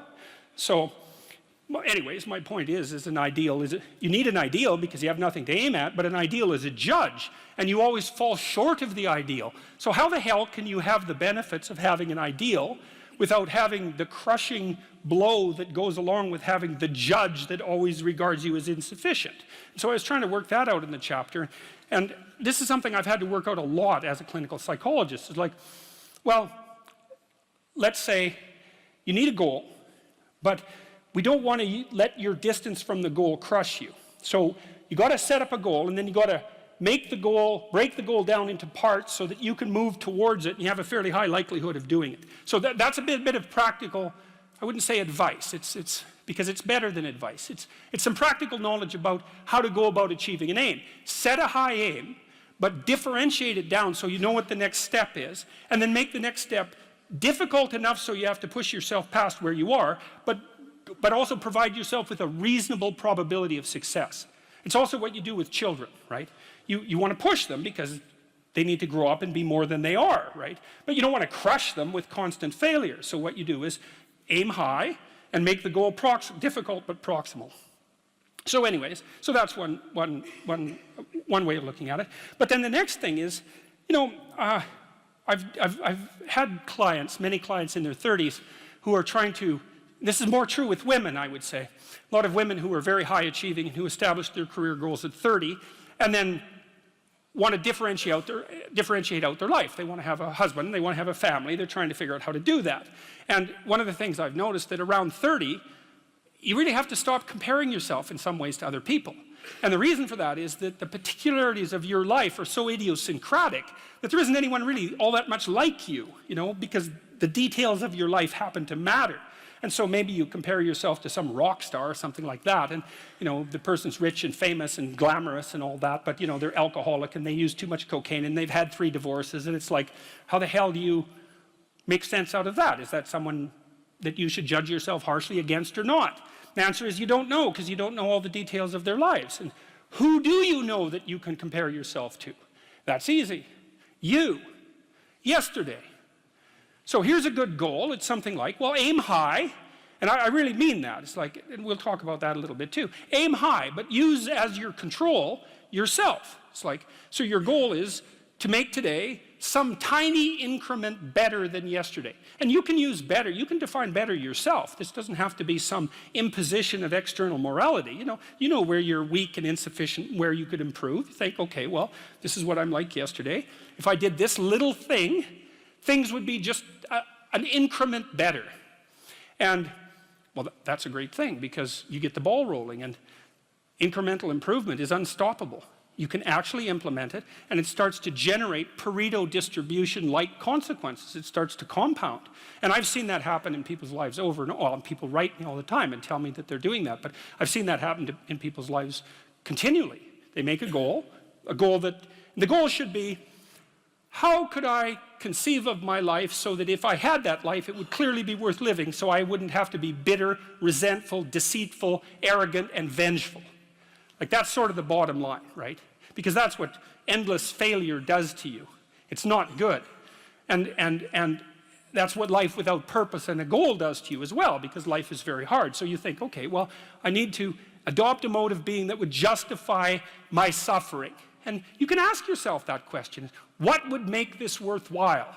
I quote Nietzsche, I think, in that chapter. He said, "He who has a why can bear almost any how."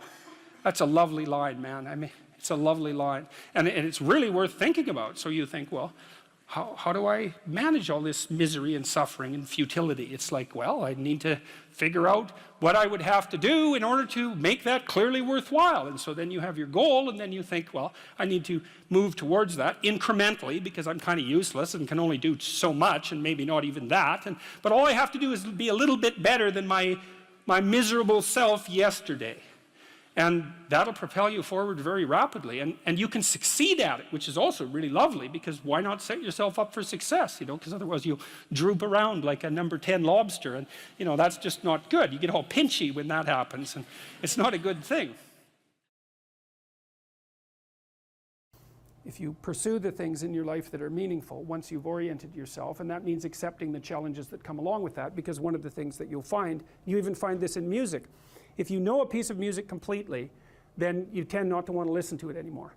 There still has to be some challenge in it. You still have to track it, and sometimes music is so complex you just can't. It just sounds like noise. Modern music is often like that, because it's so, well, it tends towards the chaotic, and so I find it difficult to listen to, because I can't get a handle on it.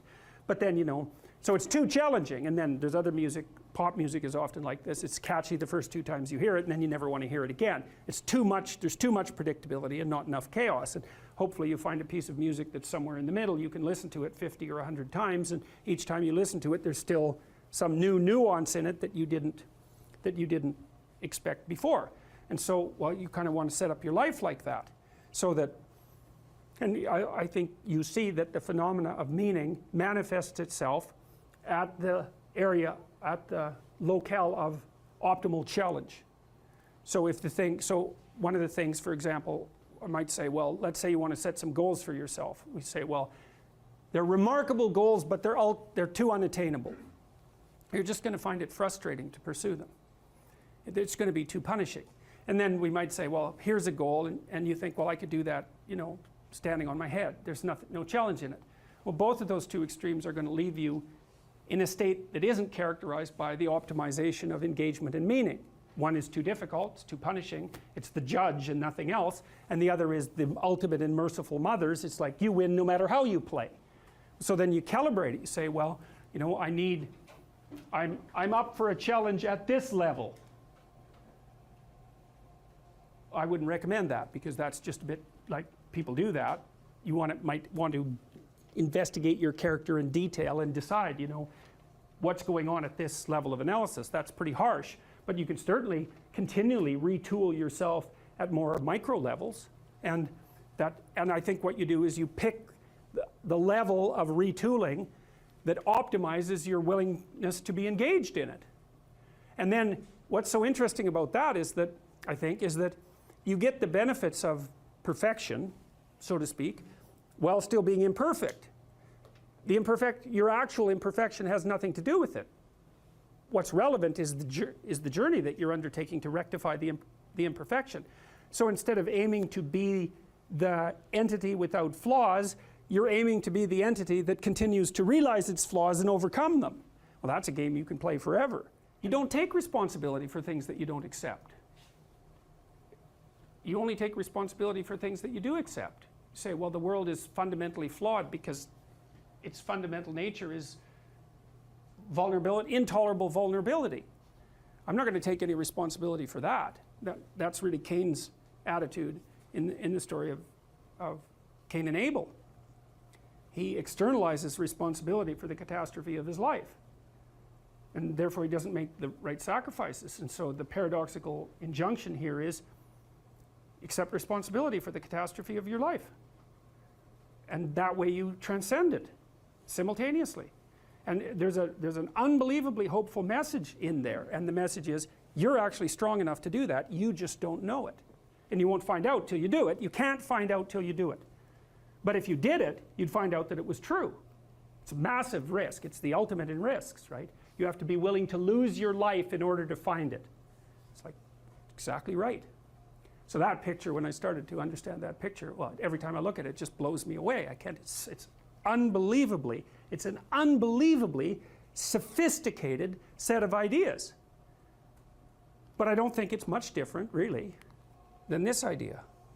I mean, Buddha finds his enlightenment under a tree.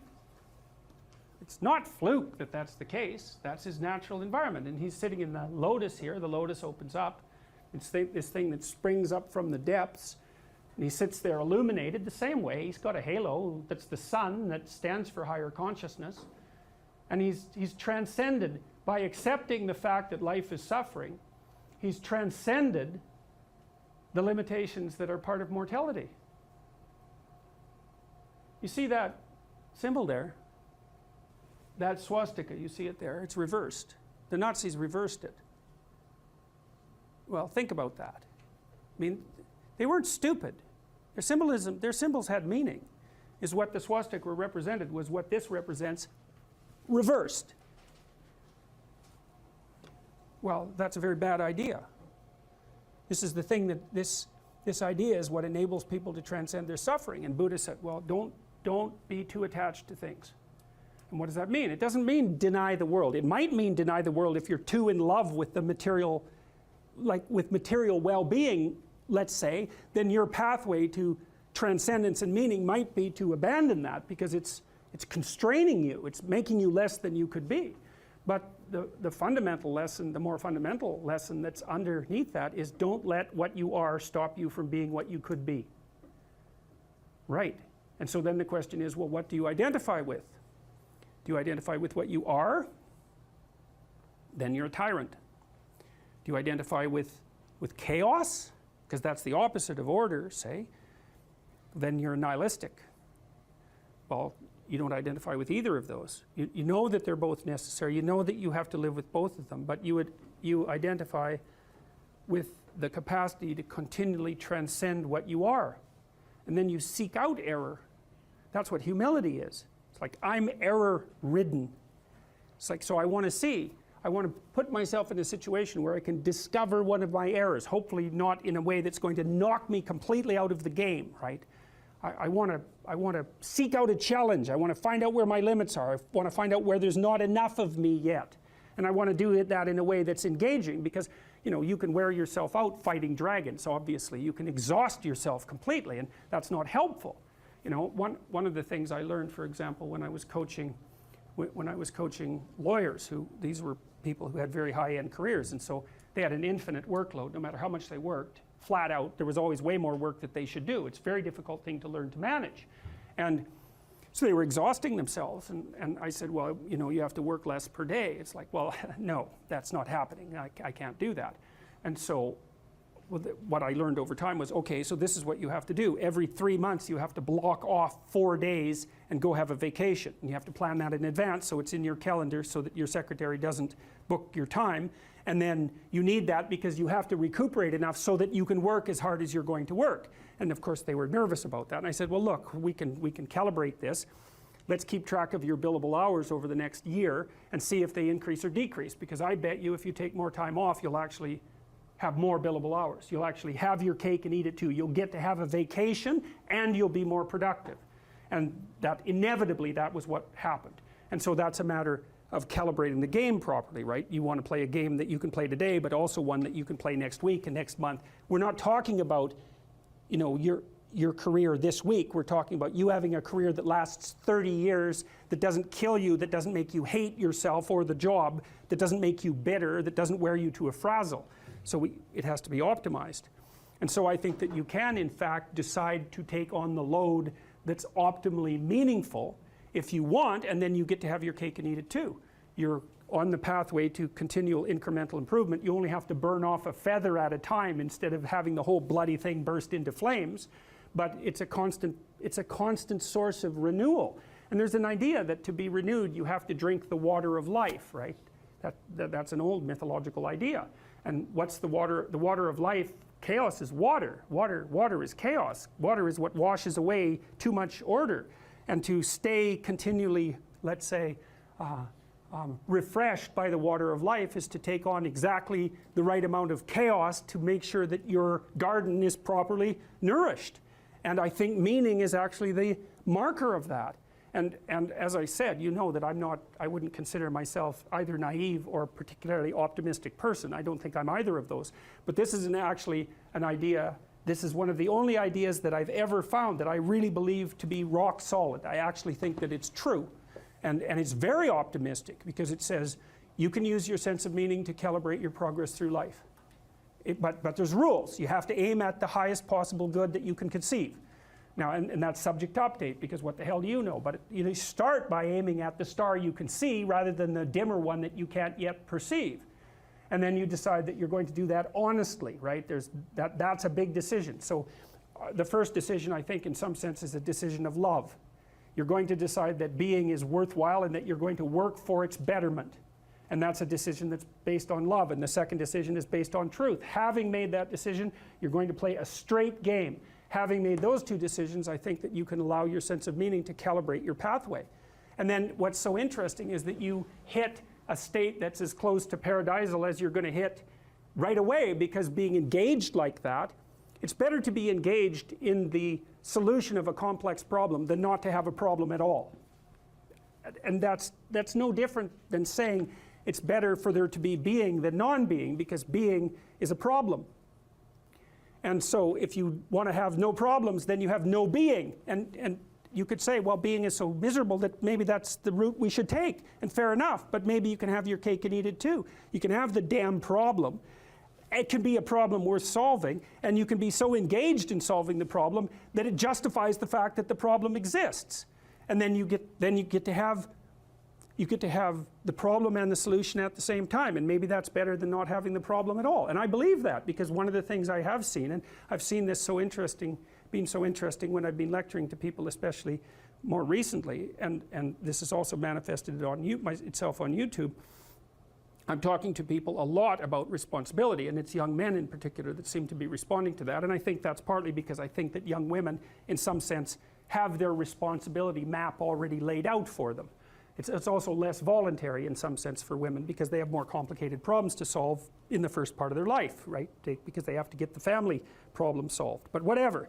I've been talking in a very delineated manner about responsibility, which is a strange thing to sell to people, but responsibility is what gives your life meaning. And so then you might say, well, then take on ultimate responsibility. And what happens? You have an ultimately meaningful life. And then you might say, well, if your life is ultimately meaningful, doesn't matter if it's punctuated by tragedy or even predicated on tragedy. It's worth it. And I think that's true. And everything I've seen indicates to me that's true. Every time I get my clients to take on more responsibility, and it isn't an injunction. You're a bad person, you should take on responsibility. It has nothing to do with that. You can define the damn responsibility. It isn't something that someone else should impose on you. It's not a matter of doing what you should do in some abstract manner. It's not that. It's the choice of what game you're going to play. And you can play the game of the seeker, I would say, and if you play that game, then everyone wins. And it's the best game you can play. And so the answer, in some sense, to the tragedy of life, to the catastrophe of life, to the fall, is to adopt the responsibility of mortality that goes along with that, and to play that game maximally. And paradoxically, it's in the willingness to do that that the solution emerges. And I don't, I have done my best with every single thing I've talked to you guys about. I have done my best to do what Dostoevsky does in his novels, which is I make a proposition and then I spend months or years trying to figure out if I can take the bloody thing apart, if there's something wrong with it, because I want to find out. I want to hit it with a hammer and see if it breaks. And what I've been trying to do is to tell you all the things that I've gathered, let's say, or laid out or articulated or discovered over the last 30 years that I have not been able to break with the biggest hammer that I could take to them. And I guess that's the fundamental one, is that I believe that the idea that lurks in these images, derived from very different cultures, it's the same idea. Life is suffering. Right, indisputable. What do you do about that? You voluntarily accept it and then strive to overcome the suffering that's a consequence of that. And you do that for you, and you do that in a way that makes it better for other people. And then that works. And one question might be, well, how well does it work? And the answer is, the only way that you can find out is by trying it. That's it. That's the existential element of it. The proof is to be derived by the incarnation of the attitude in your own life. No one can tell you how it will work for you. It's the thing that your destiny is to discover that. And you have to make the decisions to begin with. It's like, because you can't do this without commitment. You have to commit to it first. That's the act of faith that Kierkegaard was so insistent upon. You have to say, I'm going to act as if being is good. I'm going to act as if truth is the pathway to enlightenment. I'm going to act as if I should pursue the deepest meaning possible in my life. And there's reasons to do none of those. They're real reasons. So it's really a decision. But you can't find out what the consequence of the decision is unless you make the decision. I think the same thing happens when you get married, by the way. Is that if you think you might leave, you're not married. And then you think, well, the marriage didn't succeed. It's like, well, maybe you were never married. Because the rule is, you don't get to leave. And there's a reason for that rule. Now, I'm not saying that there aren't situations where there should be exceptions made for that. That's not the point. The point is that there's some games you don't get to play unless you're all in. And the other thing that's so interesting about being alive is that you're all in. No matter what you do, you're all in. This is going to kill you. So I think you might as well play the most magnificent game you can while you're waiting. Because do you have anything better to do? Really? Why not pick the best thing possible that you could do? Why not do that? Maybe you could justify your wretched existence to yourself that way. I think you could. That's what it looks like. You know, people find such meaning in the responsibilities they adopt, it stops making them ask questions about what life is for. If you have a newborn child, for example, like unless you're really in a bad way, psychotically depressed, or maybe your personality really needs some retooling, you stop thinking about anything but ensuring that that baby is doing well. And if someone comes along and asks you an existential question about your commitment to that, the right response is, why are you asking me such stupid questions when this is manifesting itself right in front of your eyes? Like, how blind can you be? That isn't a time for questions about the meaning of life. The answer is right in front of you. And if you can't see it, it's not because life has no meaning, it's because you're blind. I mean, that's what the image of the Virgin Mother and the child is all about. It's like, what's the answer to the meaning of life? Here's an answer. It's like, well, I'm going to criticize that. Well, go right ahead. You know, it's like what you're like a what do you call that? A termite gnawing on a temple. There's no utility in that sort of criticism. It's blindness. And it's the same thing with regards to the path of the hero. It's like it glistens in front of you and you can criticize it. It's like, fine. Put the cart before the horse and see how far you get. So I thought, to bring full closure to the class, I was trying to solve this terrible puzzle that confronted me and many other people about how it was that human beings got themselves in such a tangle about what they believed. Such a tangle that we were pointing the ultimate weapons of destruction at one another, which, by the way, we are still doing. And I thought, okay, well, I understand that. We need our belief systems. They orient us. And that means there will be conflict between belief systems, and that can be a catastrophe. And that's being played out everywhere, again, in very many ways. What's the solution to that? Well, one possibility is there's no solution. It's just mayhem all the way around. Could be the case. But it seemed to me, as I delved into it, that the proper solution to that was to live properly as an individual, because you're more powerful than you think. Way more powerful than you think. I mean, God only knows what you are in the final analysis. You're blind to your own weaknesses, but you're also blind to your own strengths. And so then I think, well, if you got your act together, it'd be better for you, and instantly it would be better for your family, assuming they wanted you to get your act together, and not everyone does, and then it would be better for the community. It's like, how far could you take that? If you stopped wasting time, and if you stopped lying, and if you oriented yourself to the highest possible good that you could conceive of, and you committed to that, how much good could you do? Well, I would say, why don't you find out? So that's what I think you should do. You should find out. You don't have anything better to do. And there's nothing in it, as far as I've been able to tell, there's nothing in it but good. So maybe you could sort yourself out so that you wanted nothing but the good. And then maybe you could help make that manifest in the world. And maybe we wouldn't have all these terrible problems then. At least we'd have fewer of them, and that would be a start. So it's the answer to the problem of humanity is the integrity of the individual. That's the answer. So, and states that are predicated on that realization are healthy. So, and states that aren't are doomed to stagnation and catastrophic collapse. And personalities that are predicated on self-tyranny and the tyranny of others are doomed to collapse. So, and then you think, well, what's the barrier? And the barrier is, are you willing to accept the responsibility? And part of the answer to that is, reduce the damn responsibility until it's tolerable. You don't have to fix everything at once. You could just start by fixing the things that you could fix. Or you could even do it more. You could do it with even less self-sacrifice. You could start by fixing only the things that you want to fix. God, you can get a massive way that way.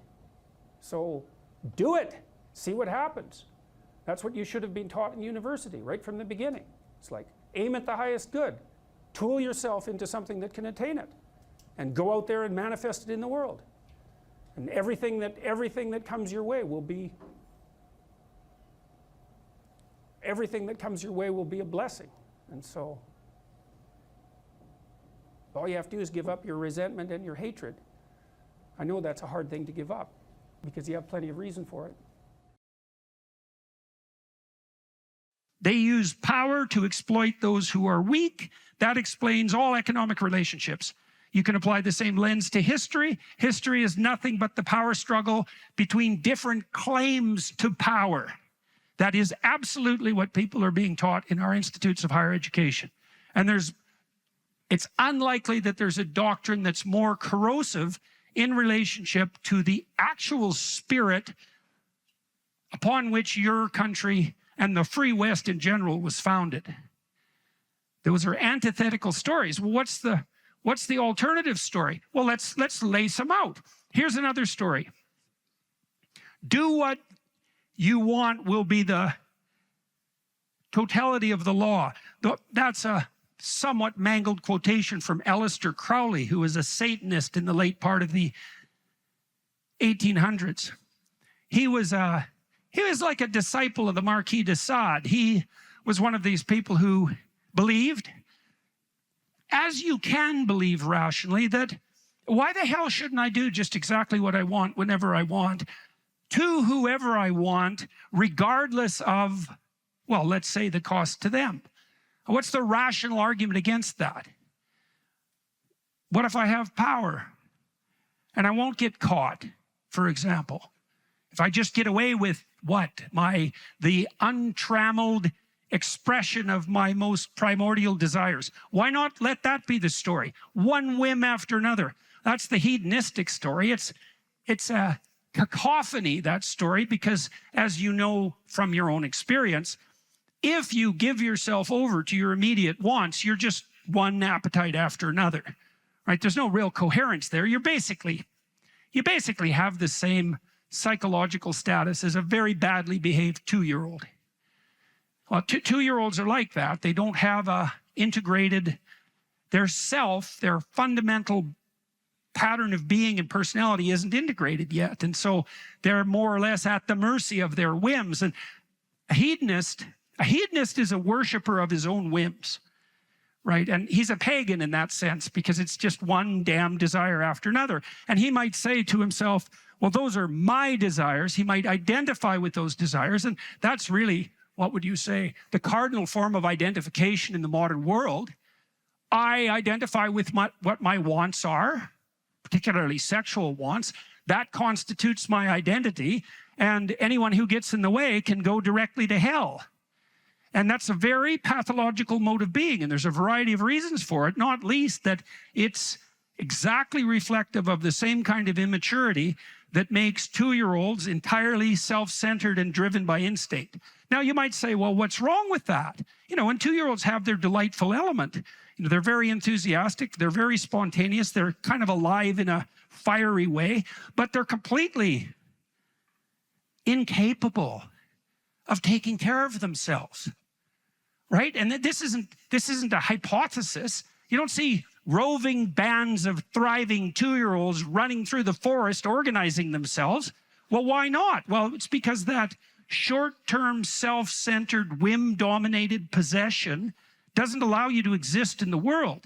You have to mature. And of course, that's what you're trying to do with your kids as a parent, is you're trying to shepherd them through the process of maturation. Well, why? Well, how about so they have some friends? Because if it's all about them, well, then they don't have any friends. And that goes for all of you too. If it's all about you, good luck with your marriage.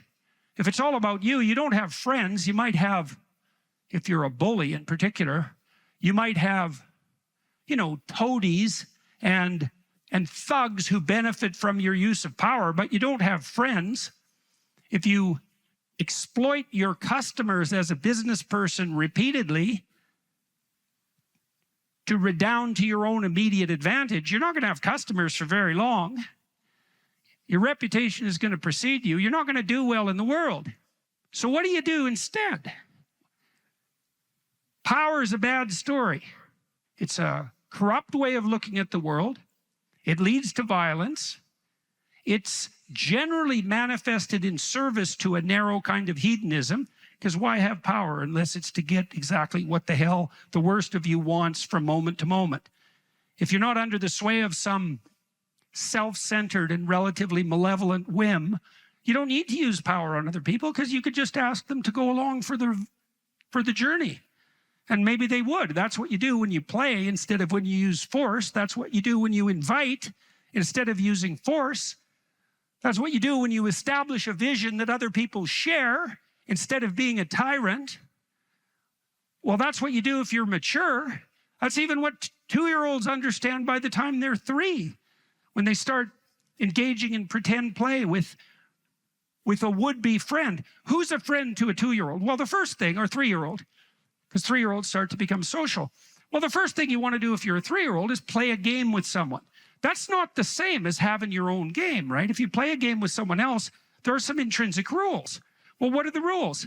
Well, how about they get a turn, right? And maybe a generous turn, right? Because if you're going to have a friend and you want the friend to like you, which is kind of like the definition of a friend, and someone who likes you would like to see you again, and that continuity of the desire to see you again and to play together, that's the definition of friendship. It's a sequence of games played with the same person.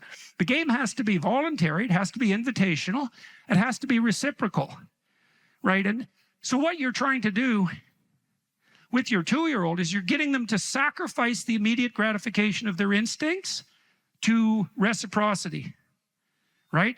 Now you do something that's a bit more sophisticated than that too, because the other thing you do with children and yourself and with people you love, if you're the least bit sensible, is you let them know that they shouldn't conduct themselves in a manner in the immediate present that compromises their future, right?